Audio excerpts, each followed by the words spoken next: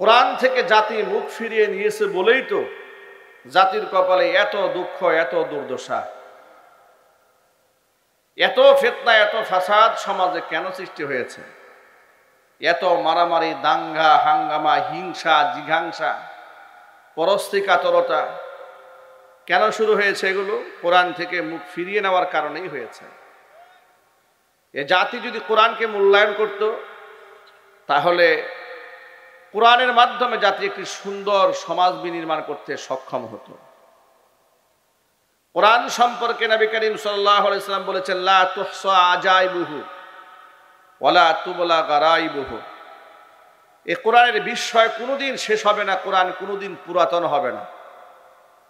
কোরআন চির নতুন হয়ে ধরা দিবে মানুষের কাছে। যুগ যুগ ধরে মানুষের চিন্তা এবং গবেষণা যত বাড়বে, কোরআন তার কাছে তত বেশি নতুনত্ব নিয়ে তার চোখের সামনে উদ্ভাসিত হবে। কোরআন সমস্ত জ্ঞানের ভান্ডার, কানজুল উলুম, জ্ঞান ভান্ডার হচ্ছে কোরআন মাজিদ। কোরআন মাজিদ কার বাণী? সবাই যদি বলুন কার বাণী? আল্লাহ পাকের বাণী। আল্লাহর এই বাণী দিয়ে নবী করিম সাল্লাল্লাহু আলাইহি ওয়াসাল্লাম সমাজ বিনির্মাণ করার কারণে এমন একটি সমাজ তৈরি হয়েছিল, যা যদি শয়তানের ধোঁকায় পড়ে কেউ গুনাহ করেছে, তাকে পুলিশ দিয়া গ্রেফতার করে আনতে হয়নি। স্বেচ্ছায় তারা রসুল পাক সাল্লাল্লাহু আলাইহি ওয়াসাল্লামের সামনে এসে স্বীকারোক্তিমূলক জবানবন্দি দিয়েছেন, হে রসুল, আমি পাপ করেছি, আপনি আমাকে পাক বানায়া দেন। সুবহানাল্লাহ বলুন। কেউ জিনা করেছে, ব্যভিচার করেছে, ইসলামে ব্যভিচারের শাস্তি বড় মারাত্মক। অবিবাহিত হলে 100 দুররা প্রকাশ্য দিবালকে, বিবাহিত হলে মৃত্যুদণ্ড। মৃত্যুদণ্ডের এত কঠিন একটা আহকাম এ সমাজে বাস্তবায়িত হবে, আর সেই মৃত্যুদণ্ড হাসি মুখে চেয়ে নেবেন, বেছে নেবেন, গ্রহণ করে নেবেন, এরকম মেজাজ তৈরি হয়েছিল। পরকালীন বিশ্বাসটা তাদের উপরে এতটা প্রাধান্য ছিল, যার দরুন মাইজ ইবনে মালিক আল আসলামি আল আনসারী রাদিয়াল্লাহু তাআলা আনহু আল্লাহ রসুলের সামনে এসে বললেন, তাহিরনি ইয়া রাসূলুল্লাহ, হে আল্লাহ রসুল, আপনি আমাকে পাক বানান, আমি গুনাহ করে নাপাক হয়ে গেছি।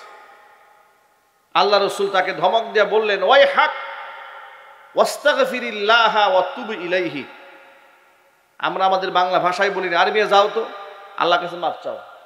এই যে আরবিয়া যাও তো, এটা বাংলায় বলি, এটা আরবি হচ্ছে ওয়াই হাক, যাও এখান থেকে, গুনাহ করেছো তো আল্লাহর কাছে মাফ চাও। চলে গেছে। আবার দ্বিতীয় দিন এলেন, এসে পুনরায় আগের মতোই বললেন, তাহিরনি ইয়া রাসূলুল্লাহ, হে আল্লাহ রসুল, আপনি আমাকে পাক বানান, আমি গুনাহ করে নিজেকে নাপাক বানিয়ে ফেলেছি। নবী করিম সাল্লাল্লাহু আলাইহি ওয়াসাল্লাম দ্বিতীয় দিন তিনি একই কথা বললেন, ওয়াই হাক ওয়াস্তাগফিরিল্লাহ ওয়া তুব ইলাইহি, চলে যাও, গুনাহ করেছো, আল্লাহর কাছে তওবা করো, ইস্তেগফার করো, আল্লাহ তোমারে মাফ করে দিবেন। লোকটা আবার চলে গেছে। এবার তৃতীয় দিন আবার এসেছেন, এসে বললেন, নবীজি তাহিরনি, আপনি আমাকে পাক বানান। নবী এবার জিজ্ঞেস করলেন, কি ব্যাপার? প্রতিদিন পাক বানান, পাক বানান, নাপাক হয়ে গেছি, নাপাক হয়ে গেছি। ফিমা ও তাহিরু, কি গুনাহ করেছ? তোমাকে আমি কোন গুনাহের মধ্যে পাক বানাবো, কোন গুনাহ থেকে পরিত্রাণের ব্যাপারে কথা বলবো? তিনি বললেন, মিনাজ জিনা ইয়া রাসূলুল্লাহ, হে আল্লাহর রাসূল, আমি ব্যভিচার করেছি।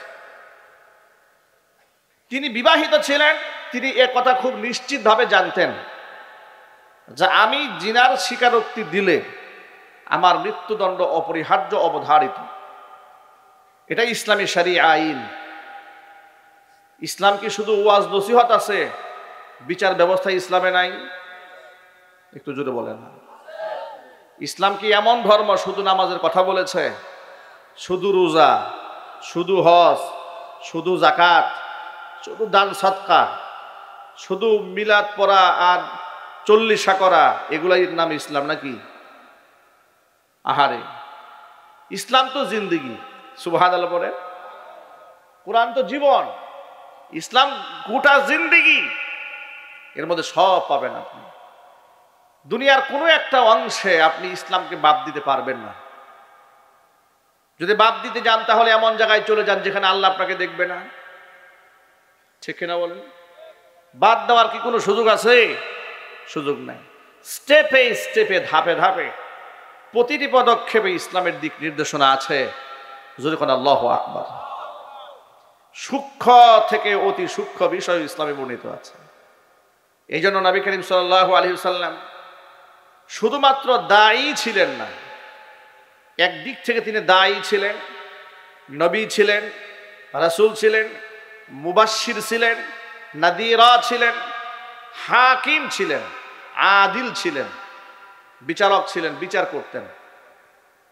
নবী করিম সাল্লাল্লাহু আলাইহি ওয়াসাল্লামের কাছে একবার এক মহিলার ব্যাপারে বিচার দেওয়া হলো।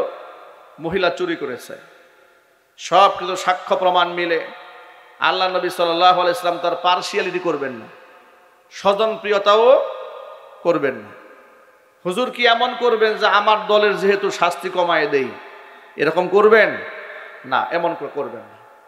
গোটা দুনিয়ার, গোটা পৃথিবীর সকল মানুষ আল্লাহ নবী সাল্লাল্লাহু আলাইহি ওয়াসাল্লামের কাছ থেকে পৃথিবীর তার জীবন চলার ক্ষেত্রে সকল সিদ্ধান্ত নবী করিম সাল্লাল্লাহু আলাইহি ওয়াসাল্লামের কাছ থেকে গ্রহণ করতে পারবে এমন একটা জীবন আল্লাহর নবী বিশ্ববাসীকে উপহার দিয়েছেন। চিৎকার দেখুন আল্লাহু আকবার। নবুয়তের সময় ছিল মাত্র 23 বছর, কিন্তু 23 বছরের নবুয়তের জীবনটা একেবারে নখ কাটা থেকে শুরু করে মাথার চুল কাটা পর্যন্ত গোটা দেহ, গোটা সমাজ ব্যবস্থাপনার এমন একটা জায়গা নাই যেখানে নবী করিম সাল্লাল্লাহু আলাইহি ওয়াসাল্লাম টাচ করেন না। সকল ক্ষেত্রে হুজুরের হাদিস আছে। এমনকি বাথরুমে যাবেন কোন পা দিয়ে ঢুকবেন, কোন পা দিয়ে বের হবেন, সেটা হাদিসে আছে না? আপনি একটু চিন্তা করেন তো ভাই ঠান্ডা মাথায়, যে এটা কতটা একটা হালকা কাজ। আমি বাথরুমে যাব, টয়লেটে যাব, আমি কোন পা দিয়ে তার শেখানো হয়েছে। মসজিদে কোন পা দিয়ে ঢুকবো, কোন পা দিয়ে বের হব, তা শিখে দেওয়া হয়েছে। আমি জামা পরতে যাচ্ছি, জামা পরতে গিয়া কোন হাতা আগে ঢুকাবো, পরার সময় ডান হাতা, এরপরে বাম হাতা, খোলার সময় বাম হাতা, এরপরে ডান হাতা। যে কোনো কাজ ডান পাশ থেকে শুরু করতে হয়। কি নাই ইসলামে? ঘরে ঢুকছেন, দোয়া পড়েন। ঘর থেকে বের হচ্ছেন, দোয়া পড়েন। সন্তানদের কাছ থেকে বিদায় নিয়ে যাচ্ছেন, দোয়া পড়েন। ব্যবসায় বসেছেন, দোয়া পড়েন। গোটা জিন্দেগি ইসলাম সাজিয়ে দিয়েছে। চিৎকার দিয়ে এখন আল্লাহু আকবার। আল্লাহ নবী সাল্লাল্লাহু আলাইহি ওয়াসাল্লাম তিনি হাকিম ছিলেন। রাসূলের কাছে বিচার দেওয়া হলো, মহিলা চুরি করেছে। এবার নবীজি সাল্লাল্লাহু আলাইহি ওয়াসাল্লাম তার হাত কাটার বিধান দিয়ে দিলেন, হুকুম করে দিলেন। কারণ আল্লাহ নবী সাল্লাল্লাহু আলাইহি ওয়াসাল্লাম কোরআন দিয়ে ফয়সালা করেছেন। কোরআন দিয়ে কেউ যদি ফয়সালা করে, মান হাকামা বিহি আদালা, কেউ যদি কোরআন দিয়ে বিচার করে তাহলে সে ন্যায় সঙ্গত বিচার করে। জোরে কোন আল্লাহু আকবার। কোরআন ছাড়া বিচার করলে সে ন্যায় বিচার জীবনেও করতে পারবে না। পারবে? পারবে না। এই দেশে কি কোরআন দিয়ে বিচার হয়? এই দেশে কোরআন দিয়ে রাষ্ট্র চলে, সমাজ চলে? চালাবার দরকার আছে না নাই? চলে না, কিন্তু চালাতে হবে। ওই যে একজন নেতা দেখি কয়েকদিন আগে বলতেছে, প্রকাশ্যে মাইক লাগায় বলতেছে, বাংলাদেশ, এই দেশ কোরআন হাদিস দিয়া চলে না, সুতরাং এই কোরআন হাদিসের কথা বইলে লাভ নাই। আমি বলবো কোরআন হাদিস দিয়া চলে নাই, কিন্তু দেশের মানুষ এখন কোরআন হাদিস দিয়ে রাষ্ট্র চালাতে চাচ্ছে। কথা বলতে হবে, ঠিক কিনা বলেন? মানুষ তো সব দেখে ফেলেছে। চোরের উপর চোর, তার উপরে চোর, বাটপারের উপর বাটপার, তার উপর বড় বাটপার, সন্ত্রাসের উপর সন্ত্রাস, তার উপর আরেক বড় সন্ত্রাস। চাঁদাবাজ একজনে যায়, আরেকজন চলে আসে। এটা তো বাস্তবতা অস্বীকার করার কি কোনো সুযোগ আছে? সুযোগ নাই। কোরআন দিয়ে যদি বিচার করা হতো, আল্লাহর হাবিব সাল্লাল্লাহু আলাইহি ওয়াসাল্লাম বলেছেন, মান ক্বালা বিহি সাদাকা, কেউ যদি কোরআন দিয়ে কথা বলে সে সত্য কথা বলে। ওয়ামান হাকামা বিহি আদালা, কেউ যদি কোরআন দিয়ে বিচার কার্য পরিচালনা করে সে ন্যায় বিচার করে।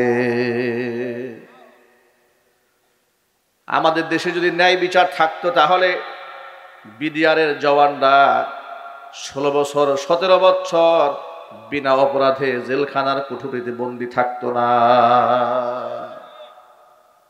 কি অপরাধ ছিল বিডিআর সদস্যদের? 16 বছর 17 বছর অন্ধকার কারাগারে থাকলেন। 17 বছর পরে বিচারক বর্তমান রায় দিয়ে দেন বেকসুর খালাস, মানে আপনার কোনো দোষ নাই। প্রমাণিত হলো আপনার কোনো দোষ নাই। রফিকুল ইসলাম মাদানী কথা শুনছেন না আপনারা? ওই যে ছোট একটা হুজুর আছে না, চেনেন আপনারা? আকার আকৃতির ছোট, ইমান কি ছোট নাকি? ইমান বড় শক্ত, মাশাআল্লাহ। ও একটা বয়ানে বলছে যে 11 মাস তাকে বন্দি রেখেছে। 11 মাস বন্দি রাখার পরে তাকে আদালতে উঠানোর পরে বিচারক জিজ্ঞেস করে, আচ্ছা হুজুর আপনি বলেন, আপনি কোনো দোষ করছেন? চিন্তা করছেন, 11 মাস কারাগারে থাকার পরে জিজ্ঞেস করতেছে আপনার কি কোনো দোষ আছে কিনা। উনি এখন বলেন যে আমি এখন যদি বলি যে আমার কোনো দোষ নাই তো কি হলো? আমার জীবন থেকে 11টা মাস যে ওরা কেড়ে নিল, এই সময়গুলো আমাকে ওরা কি ফেরত দিতে পারবে কোনোদিন? না, পারবে না। বিডিআর সদস্যরা বাচ্চাদেরা বলছে যে বাবাকে 16 বছর দেখি না, আমার বয়স 16 বছর। কেউ বলে 17 বছর আমার বয়স, আমার বাবা জেল খাটে 17 বছর। বাবাকে কোনোদিন দেখি না, আব্বা বলে ডাক দেওয়ার মতো সুযোগ কোনোদিন পায় নাই।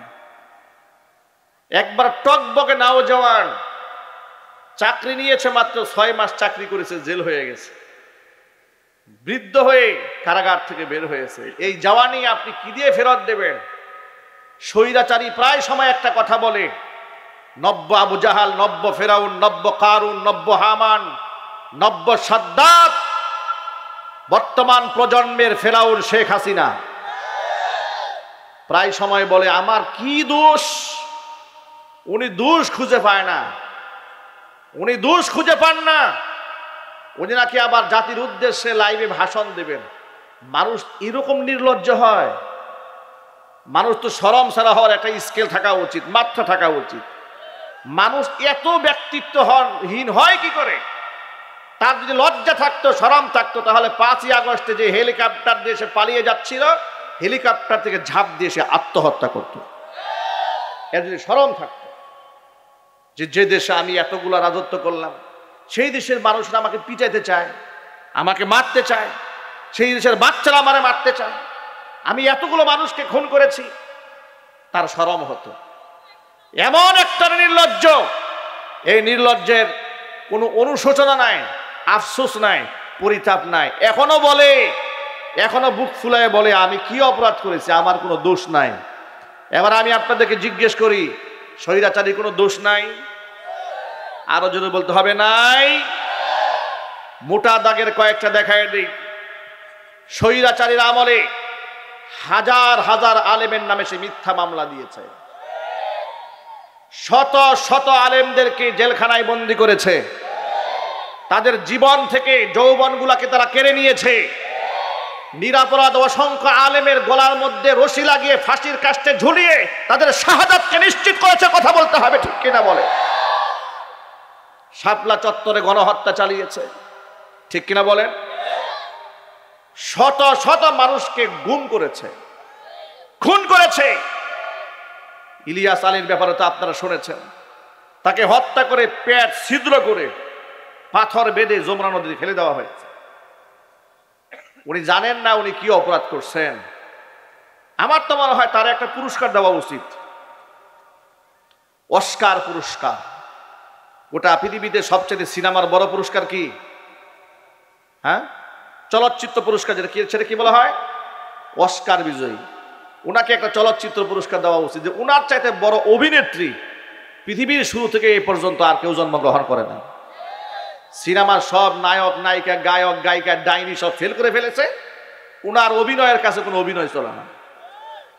যে ইলিয়াস আলীকে তার হুকুমে খুন করা হয়েছে, সেই ইলিয়াস আলীর বউয়ের সাথে, বাচ্চাদের সাথে কি ভানটা ধরছিল, কি অভিনয়টা করেছিল। মনে হয় উনি কিছু জানেন না, ভাজা মাছটা উনি উল্টায় খেতে জানেন না।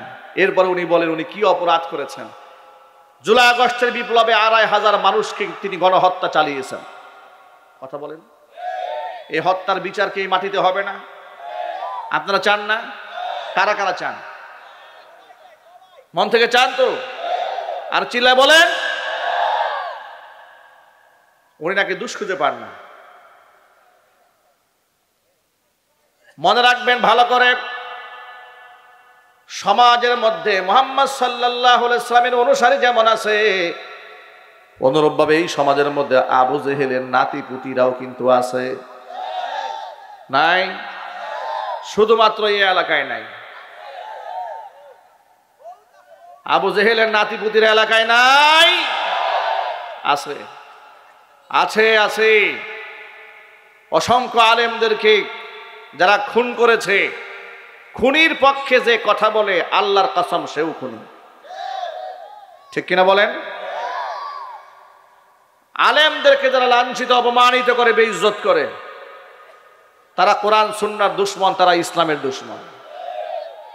নবী করিম সাল্লাল্লাহু আলাইহি ওয়াসাল্লামের কাছে বিচার দেওয়া হলো এক মহিলার ব্যাপারে, যে হুজুর সে চুরি করেছে।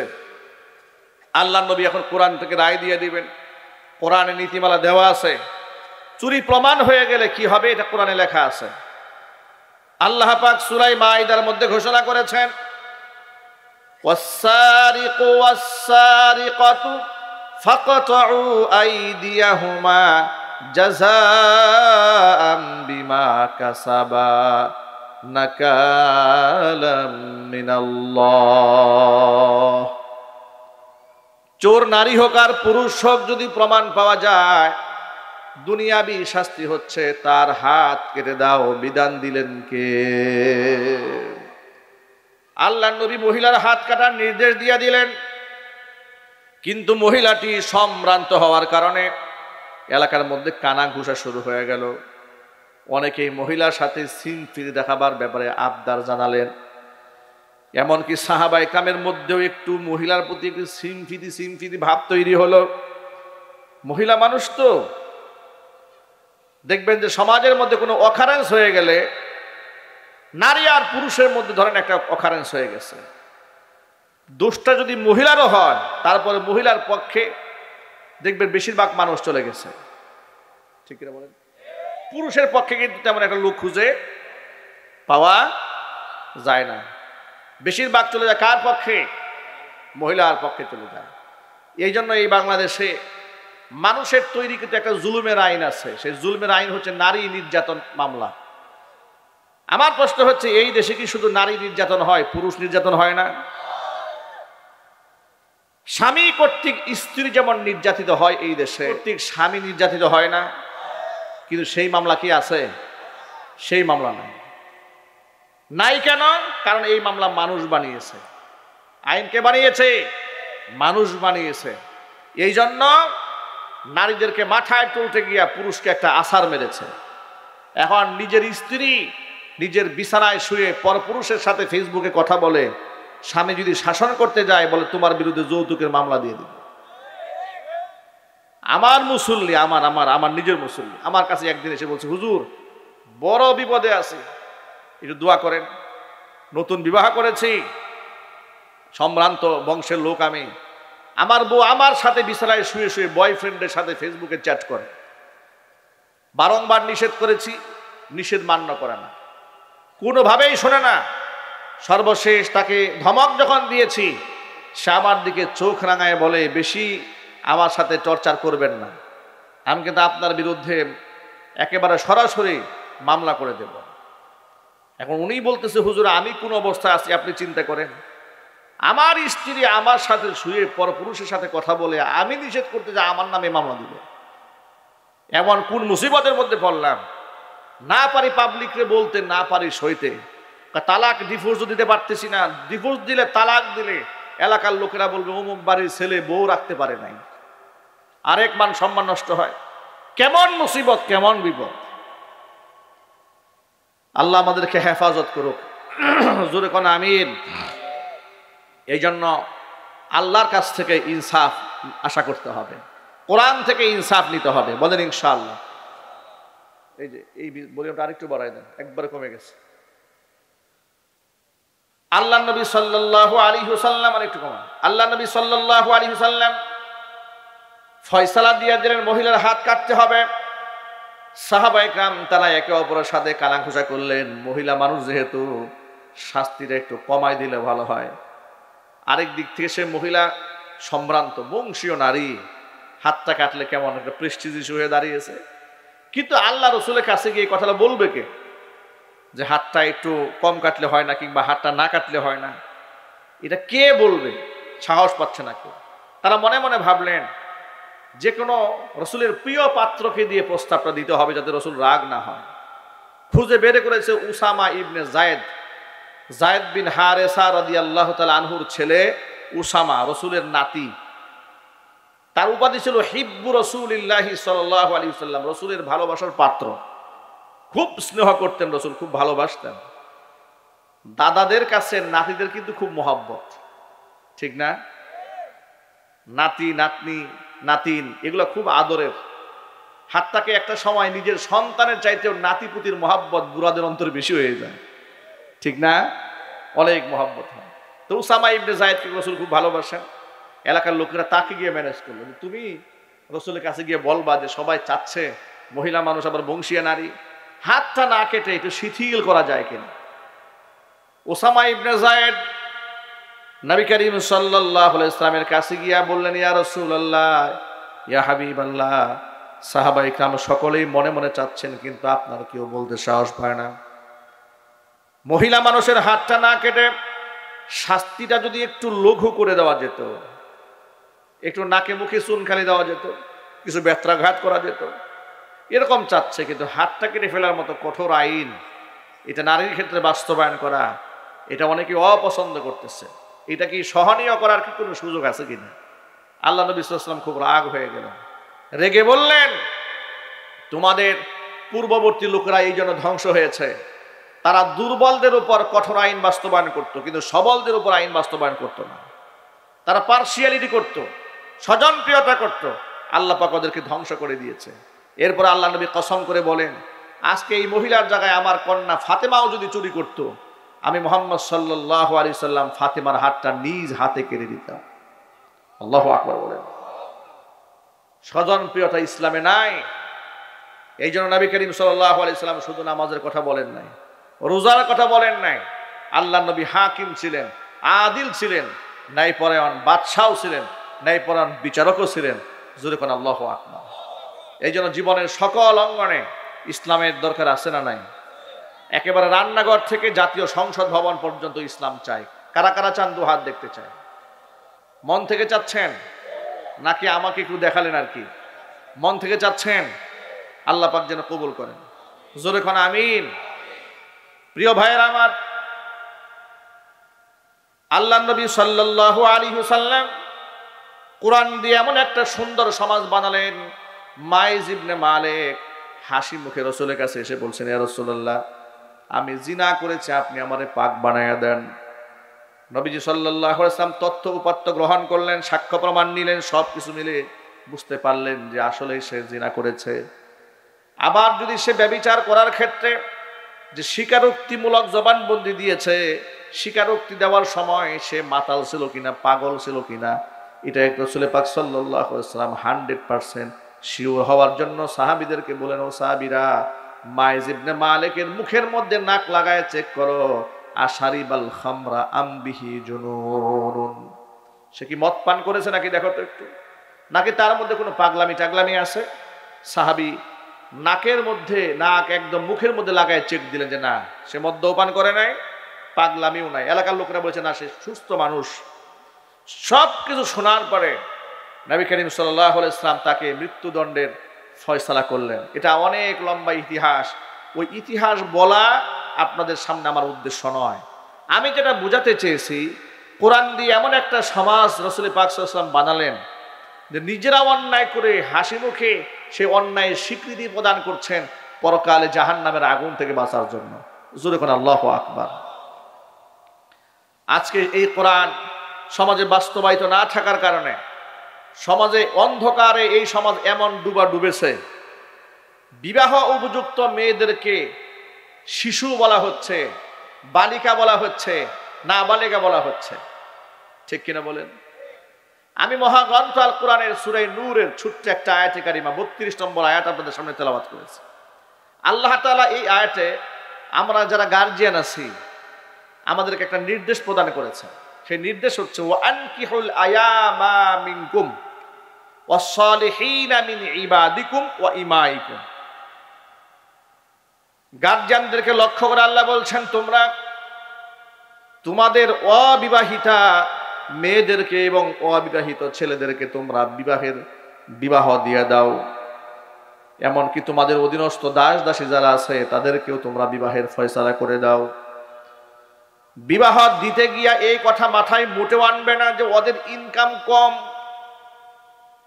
ক্যারিয়ারটা ভালো করে গড়ে নিক, আর নিজের পায়ে ভালো করে দাঁড়ায় নিক, ডিগ্রিগুলা সব শেষ হয়ে যাক, পিএইচডি হোল্ডার হয়ে নিক, ডাক্তার হয়ে নিক, ইঞ্জিনিয়ার হয়ে নিক, লয়ার ব্যারিস্টার প্রফেসর ডিগ্রি শেষ করে নিক, এরপরে সে চাকরি বাকরি করুক, এরপরে চাকরি নিক, সবকিছু করার পরে এরপরে লাস্টে বিবাহ করুক। এতটুকু লম্বা সময় যদি আপনার ছেলের জন্য মেয়ের জন্য আপনি ছেড়ে দেন, আপনার সন্তানের ক্যারিয়ারের কথা চিন্তা করতে গিয়ে দেখবেন জীবনের সবচেয়ে মূল্যবান ক্যারেক্টার, তার চরিত্রটাই শেষ। ঠিক না ভাই? তিনটি কাজে নবী করিম সাল্লাল্লাহু আলাইহি ওয়াসাল্লাম বিলম্ব করতে নিষেধ করেছেন। কয়টা কাজে? নিজের মেয়ের জামাই হযরত আলীকে ডেকে রাসূল বললেন, ইয়া আলী, সালাসুন লা তুআখিরহা, ও আলী, তিনটা কাজে বিলম্ব করবে না। এক নাম্বার, আস-সালাতু ইযা আনাত, নামাজের যখন ওয়াক্ত হয়ে যায় নামাজ আদায়ের ক্ষেত্রে মোটেও কাল বিলম্ব করবে না। জোহর সময় হলো 12টা বাজে, আর মনে মনে ভাবলা 4টা পর্যন্ত টাইম আছে, আর একটু পরে, আর একটু পরে, আর একটু পরে পরে করতে করতে শয়তান নামাজের ওয়াক্ত কাজা করায়া তোমাকে আসরে ঢুকায় দিবে। ঠিক কিনা বলেন? এই জন্য নামাজের ওয়াক্ত হয়ে গেলে বিলম্ব করা যাবে না, এক নাম্বার। 2 নাম্বার, ওয়াল জানাজাতু ইযা হাদারাত, জানাজা সামনে হাজির হয়ে গেলে জানাজাও বিলম্ব করা যাবে না। জানাজার লাশ সামনে রেখে লম্বা বক্তৃতা দিয়ে টাইম পাস করা যাবে না। এগুলা সমাজের মধ্যে আছে না নাই? আরো জোরে বলেন। নেতা কর্মীরা এসে এমন ভাবে ভাষণ দেওয়া শুরু করে, সমাজপতিরা এসে মানুষদেরকে এমন নসিহত করা শুরু করে, অভ্যাস এত খারাপ হয়েছে মৃত লাশের সামনে দাঁড়িয়েও তাদের রাজনীতি করতে মনে চায়। এমন নির্মম বাস্তবতা সমাজে আছে না নাই? এগুলা করা যাবে না। যত দ্রুত সম্ভব তাকে কবরে মাদফন করতে হবে, 2 নাম্বার। 3 নাম্বার, ওয়াল আইয়িমু ইযা ওয়াজাদতা লাহা কুফুয়ান, বিবাহ উপযুক্ত মেয়ের জন্য যদি উপযুক্ত পাত্র পেয়ে যাও, খবরদার তাহলে বিবাহ দেওয়ার ক্ষেত্রে বিলম্ব করবে না। এখন আপনি বলবেন উপযুক্ত পাত্র কাকে বলে?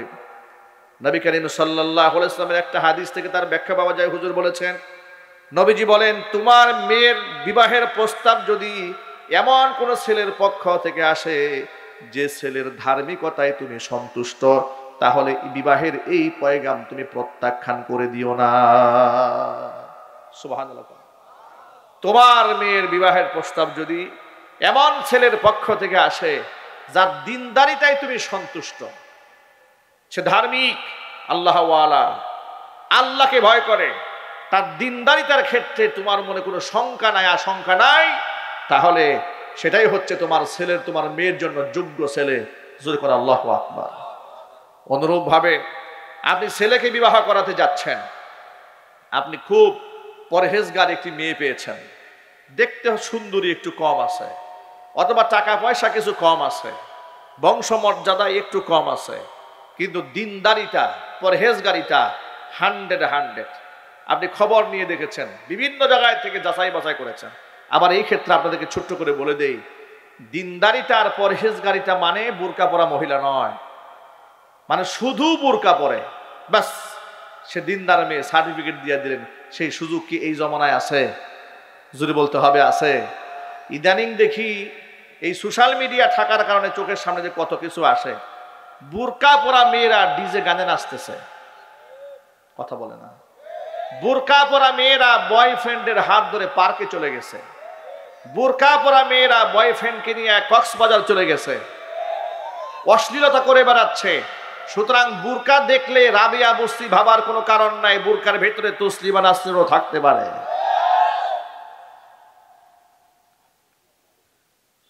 আবার লেবাসে, পোশাকে জুব্বা পাগড়ি দেখলেই যে একেবারে আল্লাহর ওলি হাসান বসরি ভাববেন, তারও কারণ নাই। এলাকার মধ্যে খোঁজ খবর লাগাবেন, ইমাম সাহেবের কাছে জিজ্ঞেস করবেন, হুজুর অমুক ছেলে আছে আপনার এলাকায়, আব্দুল কাইয়ুম, আপনার মহল্লার ছেলে, ফজরের নামাজটা কি আপনার পেছনে পড়ে? ইমাম সাহেবের কাছ থেকে জবানবন্দি নেবেন। ইমাম সাহেব আপনাকে ভুল তথ্য দেবেন, নামাজি হলে সে অবশ্যই বলবে নিশ্চয়ই ছেলেটা আমার পেছনে নামাজ পড়ে। সুবহানাল্লাহ। মনে রাখবেন, একটা মূলনীতি বলে দেই, আপনি যদি মহল্লার ছেলে হন অবশ্যই ইমামের সাথে আপনার ভালো সম্পর্ক থাকতেই হবে, ঠিক না? আমি একদিন মসজিদের মধ্যে আমি জিজ্ঞেস করি এক ভদ্রলোককে, এটা আমার জীবনের সাথে বাস্তবতা মিলে গেছে। একটা ছেলে, ইয়াং ছেলে, তাকে আমি জিজ্ঞেস করলাম আপনার বাড়ি কোথায়? বলে হুজুর এই মসজিদের পাশে আমার বাড়ি। কোন মসজিদ? অমুক মসজিদের পাশে। তাই নাকি? বলে হ্যাঁ, মসজিদের বাউন্ডারির পাশে যে বাড়িটা এটাই আমার বাড়ি। মাশাআল্লাহ, মসজিদ বাউন্ডারি ঘেঁষে আপনার বাসা? জি। ইমাম সাহেবকে চেনেন নাকি? ও হুজুর আমার সঙ্গে হুজুরদের সাথে খুব একটা সম্পর্ক নাই। মসজিদ বাউন্ডারি ঘেঁষা তার বাসা, উনি ইমামকে খুব একটা চেনেন। কত পরহেজগার দেখছেন, মানে বেহেশত থেকে পাত্র পালায় আসছে, উনি ইমামকে চিনে না। মুয়াজ্জিনের সাথে তো সম্পর্ক নাই, ইমামকে সাথে সম্পর্ক নাই, মসজিদ বাউন্ডারি ঘেঁষে তার বাসা। এই জন্য ইমামকে জিজ্ঞেস করবেন আপনার পেছনে ফজরে জামাত কই ছেলেটা পড়ে? যদি বলে না পড়ে না, বুঝবেন যে এর মধ্যে ধর্ম নাই, দিন নাই। কথা বলতে হবে, ঠিক কিনা? এই জন্য দিনদারিটাকে সবার আগে প্রাধান্য দিতে হবে। যুবক ভাইরা, কোরআন শরীফে যে আয়াতটা তেলাওয়াত করেছি দেখেন আল্লাহ পাক কি বলেছেন। আপনাদের কষ্ট হচ্ছে কথা শুনতে? আল্লাহ তাআলা আয়াতের মধ্যে বলছেন, ও গার্জিয়ানরা তোমরা তোমাদের উপযুক্ত ছেলে মেয়েদেরকে বিবাহ করায় দাও, ইয়াকুনু ফুকারা, অর্থনৈতিকভাবে এরা যদি অসচ্ছল হয়েও থাকে, ইগনিহিমুল্লাহু মিন ফাদলিহি, আমি আল্লাহ তাআলা আপন মেহেরবানিতে বিবাহ করার কারণে আমি আল্লাহ তাআলা এদেরকে সচ্ছল বানায় দিব। সচ্ছল বানায় দেওয়ার মালিককে। এই কথাটা মাইকে বাহিরে যাচ্ছে, আমার মায়েরা বোনেরা কান খুলে শুনে রাখেন। ছেলে মেয়েকে বিবাহ করাবার ক্ষেত্রে কোনো প্রতিবন্ধকতা আনবেন না। আমার মনে দুঃখ লাগে একটা জিনিস, 90 থেকে 95% মুসলিম অধ্যুষিত এই দেশে আমরা বসবাস করছি। এই দেশে জিনা ব্যভিচার করা খুব সহজ, কিন্তু বিবাহ করা বড় কঠিন। প্রতিবন্ধকতা সৃষ্টি করা হয়েছে, আইন বানিয়ে দেওয়া হয়েছে 18 বছর আগে মেয়েকে বিবাহ দেওয়া যাবে না। কিন্তু মেয়ে যে 12 বছর 11 বছর বয়সে আরেকজন ছেলের সাথে ভেগে পালায়ে যাচ্ছে, এটা নিয়ে কোনো আইন নাই। কথা বলেন ভাই। গত দুদিন ধরে তো গোটা সোশ্যাল মিডিয়া তুলপার হয়ে গেছে। শোভা নামক এক মেয়ে মোহাম্মদপুর থেকে হারায় গেছে। আমরাও আফসোস করলাম, তাকে একটা বাচ্চা হারায় গেছে। স্বভাবত তো খারাপ লাগে, খারাপ লাগে না ভাই? খারাপ লাগে, কারণ গুম খুনের দেশে এগুলা শুনলে তো কষ্ট লাগতেই পারে। অপহরণের দেশে শুনলে তো খারাপ লাগতেই পারে। খারাপ লেগেছে, গোটা দেশের মানুষ হাহাকার করেছে, আফসোস করেছে। পরের দিন শোনা গেল আফসোস করে কোনো লাভ নাই, কোনো লাভ নাই। উনি হারায় যান নাই, ক্যান্সারে আক্রান্ত তার অসুস্থ মাকে বিছানায় রেখে বয়ফ্রেন্ডের সাথে উনি ডেটিং মারতে গেছে। নাউজুবিল্লাহ বলেন। এই মেয়েটির সমালোচনা এত বেশি দেশে হয়েছে, আর সে তো সমালোচিত হওয়ার মতোই কাজ করছে না, প্রশংসা পাওয়ার কাজ করেছে? সমালোচনার কাজ করেছে না? সমালোচনার কাজ করেছে। প্রথম আলো পত্রিকা কি রিপোর্ট করেছে শুনেন। প্রথম আলো পত্রিকা লিখেছে, আপনারা কি মেয়েটাকে বাঁচতেও দিবেন না? কি সুশীল, মানে তার যে আপনারা বদনাম করলেন, তাকে কি আপনারা বাঁচতেও দিবেন না? যদি খালি এই মেয়েটা এই বয়ফ্রেন্ডের সাথে রাত্রি না কাটে, যদি খালি বিবাহ করত, তাহলে দেখতেন এই সমস্ত গান্ডু সুশীলদের অবস্থা কাকে বলে। ওদের মাথা আগুন ধরে যেত, কথা বলতে হবে, ঠিক কিনা? বিবাহ করলে বাধা, কিন্তু বিবাহ ছাড়া রাত কাটান অসুবিধা নেই। নাউজুবিল্লাহ বলেন।